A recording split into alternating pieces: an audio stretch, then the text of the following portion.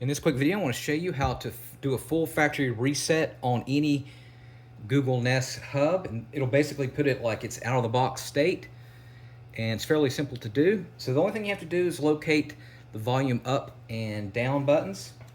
So as you can see here, there's the volume up and there is the volume down.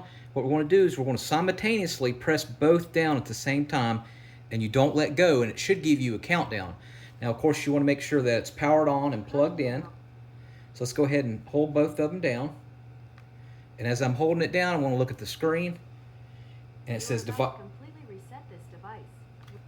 All right, so I'll let go. So if you continue to hold down for 10 seconds, it'll do a countdown. Then it'll do a completely reset.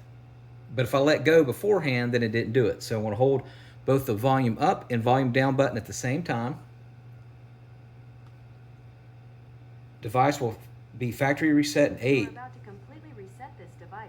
Release to cancel. All right, and if I release, I can cancel. So, only thing you have to do is just keep holding it down and then just follow the directions. It'll make it like it's brand new out of the box. Thanks for watching, and make sure you subscribe.